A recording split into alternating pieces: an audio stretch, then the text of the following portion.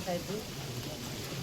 ಪ್ರತಿಭಟನೆ ಮಾಡೋ ಸಮಯದಲ್ಲಿ ಪೊಲೀಸ್ ಅಧಿಕಾರಿಗಳು ನಮ್ಮನ್ನು ಒಳಗೆ ಬಿಡಲಿಲ್ಲ.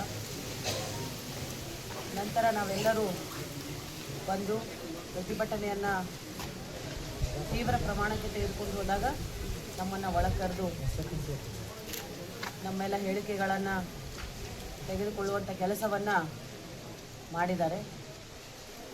ಯಾವುದೇ ಒಂದು ಹೆಣ್ಮಗಳಿಗೆ ಈ ರೀತಿಯಾಗಿ ದುರ್ವರ್ತನೆ ಮಾಡಿದಂಥ ಎಲ್ಲರೂ ಯಾರಿದ್ದಾರೆ, ಮಹಿಳಾ ಸಿಬ್ಬಂದಿ ಪೊಲೀಸವರು, ಅದೇ ರೀತಿ ಈ ಕೇಶವಾಪುರ ಪೊಲೀಸ್ ಠಾಣೆಯ ಇನ್ಸ್ಪೆಕ್ಟರ್ ಆಗ್ಬೋದು, ಹಾಗೂ ಅಲ್ಲಿ ನಡೆದಂಥ ಎಲ್ಲ ಪೊಲೀಸರನ್ನು ಮೊದಲನೇದಾಗಿ ಅರೆಸ್ಟ್ ಮಾಡಬೇಕಂತ ಹೇಳಿ ನಾನು ಆಗ್ರಹವನ್ನು ಮಾಡ್ತೇನೆ. ಮೊದಲನೇದಾಗಿ SC ಒಂದು ಮಹಿಳೆ, ದಲಿತ ಮಹಿಳೆಗೆ ಯಾವ ರೀತಿಯಾಗಿ ಈ ಪೊಲೀಸರು ಅವರಿಗೆ ವಿವಸ್ತ್ರವನ್ನು ಮಾಡಿದರು, ಮಹಿಳೆ ಯಾರ ಕಸ್ಟಡಿಯಲ್ಲಿದ್ದರು, ಸಾರ್ವಜನಿಕವಾಗಿ ಇದ್ದಿದ್ದಿಲ್ಲ, ಅವರು ಪೊಲೀಸರ ಕಸ್ಟಡಿಯಲ್ಲಿದ್ದರು. ಪೊಲೀಸರಿಗೆ ರಕ್ಷಣೆ ಕೊಡುವ ಕೆಲಸವನ್ನು ಮಾಡ್ತಾರಂತೇಳಿ ನಾವೆಲ್ಲ ಸಮಾಜದ ಬಾಂಧವರು ನಂಬಿದ್ದೇವೆ. ಆದರೆ ಅದೇ ಒಂದು ಪೊಲೀಸರು ಇವತ್ತು ಮಹಿಳೆಗೆ ರಕ್ಷಣೆ ಕೊಡಲಿಲ್ಲ. ಮಹಿಳೆಯನ್ನು ವಿವಸ್ತ್ರ ಮಾಡಿ ಅದನ್ನು ನೋಡುವಂಥ ಮನಸ್ಥಿತಿ ಮಟ್ಟಕ್ಕೆ ಬಂದಿದ್ದಾರೆ. ತಾಯಿಯ ರೂಪದಲ್ಲಿ, ತಂಗಿಯ ರೂಪದಲ್ಲಿ, ಸಹೋದರಿಯ ರೂಪದಲ್ಲಿ ನೋಡುವಂಥ ಒಂದು ಮಹಿಳೆಯನ್ನು ಈ ರೀತಿಯಾಗಿ ನಡೆಸಿಕೊಂಡಿದ್ದು ವಿಷಾದಕರ ಮತ್ತು ಅದೇ ರೀತಿ ಖಂಡನೀಯ. ಅದಕ್ಕೆ ನಾವೆಲ್ಲರೂ ಇವಾಗ ಅವರನ್ನು ಅರೆಸ್ಟ್ ಮಾಡಬೇಕು ಮತ್ತು ನಾವು ಈ ಎಲ್ಲ ಸಂತ್ರಸ್ತ ಮಹಿಳೆಯ ತಾಯಿಯವರಿಗೆ ಮತ್ತು ಸಹೋದರಿಯರಿಗೆ ನಾವು ಹೇಳಿದ್ದೀವಿ. ಅವರು ಬಂದು ನಿಮಗೆ ಏನಾಗಿದೆ ಅಂತ ವಿವರವಾಗಿ ನಿಮ್ಮ ಮುಂದೆ ಅವರು ತಮ್ಮ ಅಳಲನ್ನು ತೋಡ್ಕೋತಾರೆ. ಕುಟುಂಬ ಸದಸ್ಯರು ಸಹ ಇಲ್ಲಿ ಬರ್ತಾ ಇದ್ದಾರೆ. ಈ ರೀತಿಯಾಗಿ ಹೆಣ್ಣು ಮಕ್ಕಳಿಗೆ ರಕ್ಷಣೆ ಕೊಡುವುದು ಆಗ್ತಾ ಇಲ್ಲ ಅಂತಂದರೆ ಇನ್ನು ಯಾವ ರೀತಿಯಲ್ಲಿ ಎಲ್ಲ ಅಧಿಕಾರಿಗಳು ಕೆಲಸವನ್ನು ಮಾಡ್ತಾರೆ.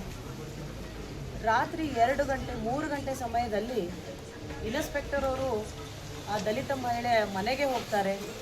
ಅದು ಮಹಿಳಾ ಪೊಲೀಸ್ ಸಿಬ್ಬಂದಿಯನ್ನು ತೆಗೆದುಕೊಂಡು ಹೋಗದೆ ತಾವೇ ಸ್ವತಃ ಹೋಗ್ತಾರೆ.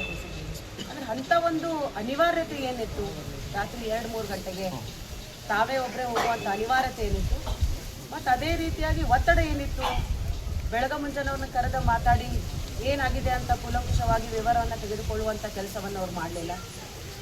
ಒಬ್ಬ ಪೊಲೀಸ್ ಅಧಿಕಾರಿ ಮಹಿಳೆಯ ಮನೆಗೆ ರಾತ್ರಿ 3 ಗಂಟೆಗೆ ಹೋಗಿ, ಅದು ಒಂದು ಮಹಿಳಾ ಕಾರ್ಪೊರೇಟರ್ ಅವರ ಮಾತನ್ನು ಕೇಳಿ ಹೋಗ್ತಾರೆ ಅಂತಂದ್ರೆ ಇಲ್ಲಿ ಪೊಲೀಸ್ ಅಧಿಕಾರಿಗಳು ತಮ್ಮ ಕೆಲಸವನ್ನು ಮಾಡ್ತಾ ಇಲ್ಲ. ರಾಜ್ಯ ಸರ್ಕಾರದವರು ಸಹ ಪೊಲೀಸ್ ಇಲಾಖೆ ಅಧಿಕಾರಿಗಳ ಜೊತೆ ಯಾವ ರೀತಿ ಕೆಲಸವನ್ನು ಮಾಡಬೇಕಂತೇಳಿ ಪ್ರಾಮಾಣಿಕವಾಗಿ ಕೆಲಸವನ್ನು ಮಾಡುವುದನ್ನು ಮರ್ತಿದ್ದಾರೆ.